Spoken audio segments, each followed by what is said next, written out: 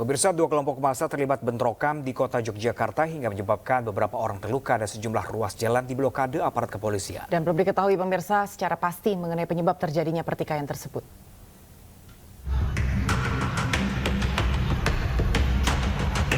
Beginilah suasana bentrokan antara dua kelompok massa yang terjadi di sejumlah lokasi kejadian di kota Yogyakarta.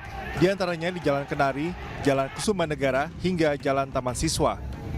Banyaknya jumlah massa kedua belah pihak mengakibatkan aparat kepolisian sempat kewalahan meredam pertikaian.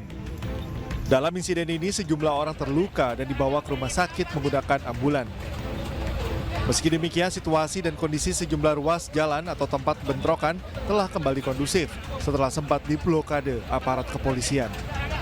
Ratusan pesilat yang sempat dikepung massa pun telah diangkut menggunakan 16 truk Dalmas dan langsung dibawa ke Mapolda DIY dengan pengawalan ketat.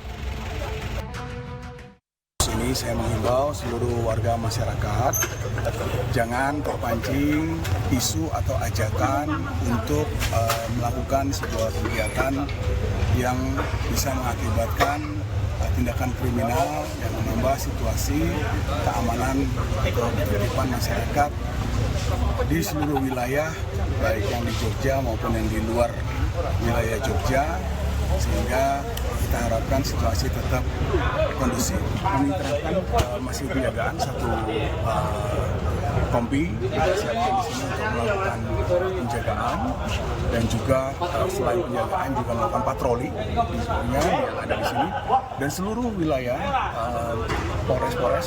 Diduga insiden ini dipicu oleh ketidakpuasan salah satu kubu massa yang sempat terlibat keributan di Parangtritis, Bantul pada 28 Mei 2023 lalu. Polisi pun masih melakukan penjagaan di titik-titik rawan kerusuhan. Sementara 3 pelaku telah ditangkap dan petugas meminta semua pihak mempercayakan proses hukum yang tengah berjalan. Dari Yogyakarta, Heru Trijoko, iNews melaporkan. Pasca kerusuhan dua massa yang terjadi pada hari Minggu malam, Polda DIY mendata dan menyelidiki peristiwa bentrokan. Dan pemirsa, berikut keterangan Kabid Humas Polda DIY, Kombes Pol Nuredi Irwansyah. Langkah-langkah yang diambil oleh kita mengamankan kedua belah pihak, dan alhamdulillah tadi malam sampai menjelang subuh kita melakukan satu kegiatan dan bisa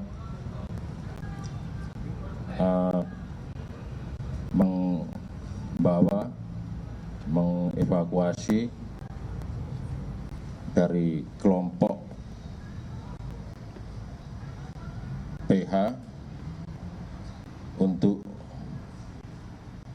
dibawa ke Mako Polda DIY karena kita mengutamakan keselamatan jiwa dan raga dan dilakukan suatu pendataan. Dan pemirsa, untuk mengetahui informasi terkini terkait bentrokan dua kelompok massa di Yogyakarta, kita telah terhubung dengan rekan kami Anissa Rizkia. Halo, selamat siang rekan Anissa, bagaimanakah situasi kondisi di sana? Apakah sudah mulai kondusif? Pram, Anggi dan juga pemirsa, saya bisa gambarkan situasi di kota Yogyakarta saat ini sudah kondusif dan sangat aman sekali untuk dikunjungi. Memang pasca kerusuhan yang terjadi di Jalan Taman Siswa Kemantren Mergangsan, kota Yogyakarta pada Minggu sore lalu mengakibatkan beberapa titik begitu mengalami kemacetan dan juga keadaan Jogja mencekam pada sore hari lalu. Tapi untuk hari ini sudah kondusif dan aman.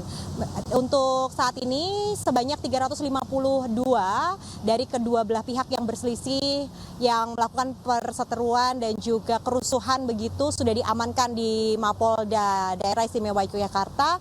Dan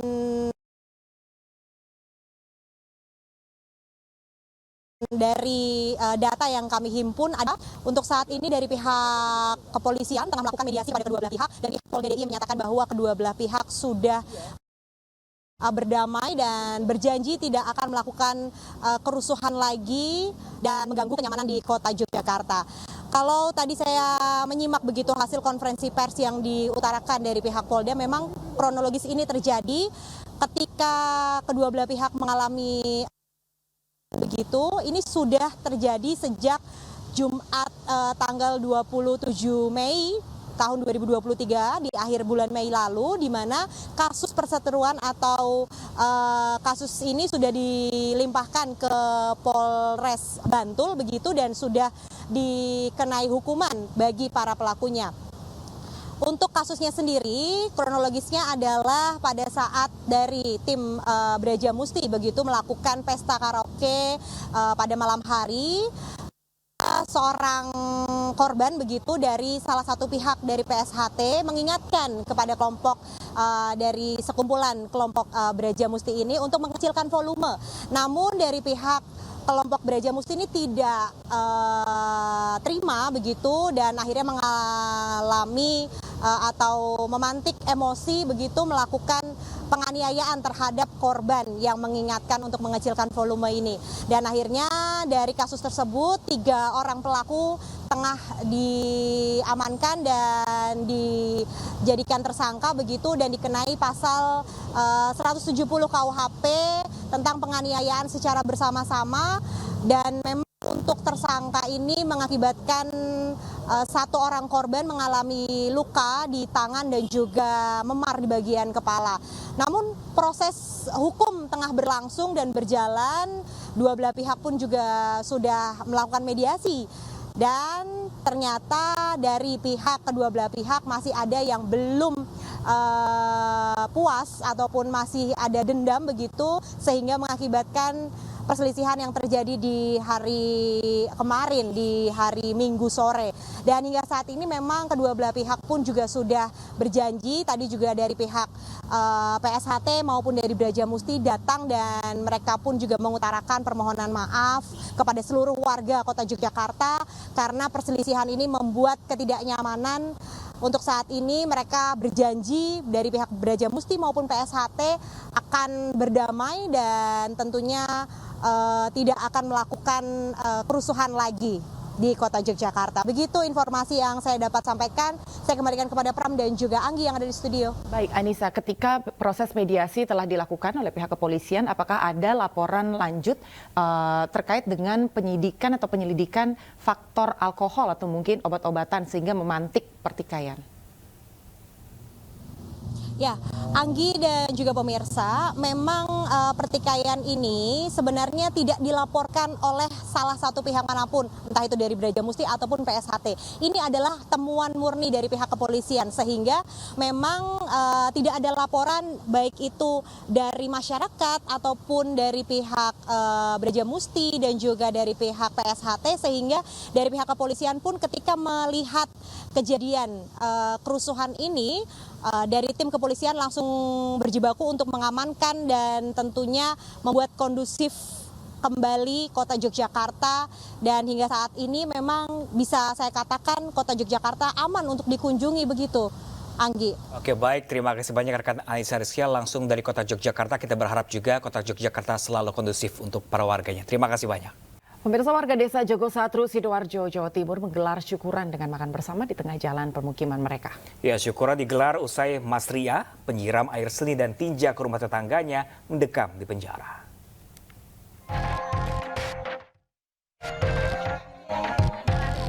Rasa syukur ditujukan warga desa Jogosatru, Sukodono, Sidoarjo, Jawa Timur. Mereka menggelar makan bersama di tengah jalan permukiman mereka setelah salah satu warganya, Mas Ria, dijebloskan ke penjara. Mas Ria selama ini dianggap meresahkan karena kerap berkonflik dengan warga lain. Yang paling menjadi sorotan adalah aksi penyiraman air seni dan tinja oleh Mas Ria ke rumah tetangganya, Wiwi. Meski sedikit kecewa karena Mas Ria hanya divonis 1 bulan penjara, warga tetap merasa lega. Tidak setimpal dengan perbuatannya, Pak. Harusnya lebih dari 1 bulan. Soalnya kita sebagai warga gimana ya, Pak, kecewa dengan keputusan itu. Karena kenapa kok 1 bulan? Kenapa kok tidak lama? Karena perbuatannya itu sangat tidak mengenakan buat warga, Pak. Seperti kayak membuang kotoran di manusia di pagarnya orang gitu, sama buang sampah, oli, bensin di pagarnya orang, Pak. Sebelumnya, Mas Ria divonis 1 bulan penjara oleh Majelis Hakim Pengadilan Negeri Sidoarjo. Mas Ria didakwa melanggar Perda tentang ketertiban umum dan ketentraman masyarakat serta pengelolaan sampah. Aksi Mas Ria menyiram air seni dan tinja ke rumah Wiwi viral di media sosial. Aksi tersebut sudah dilakukannya sejak tahun 2018 silam. Alasannya, Mas Ria ingin memiliki rumah Wiwi yang sebelumnya merupakan milik adik Mas Ria. Mas Ria menyiram air sendi dan tinja agar Wiwi tidak betah dan menjual murah rumah tersebut. Dari Sidoarjo, Jawa Timur, Pramono Putra, iNews melaporkan. Bakal calon presiden dari PDIP, Ganjar Pranowo dan Gerindra, Prabowo Subianto kian gencarkan safari politiknya. Informasinya sesaat lagi pemirsa, usai jeda kami segera kembali.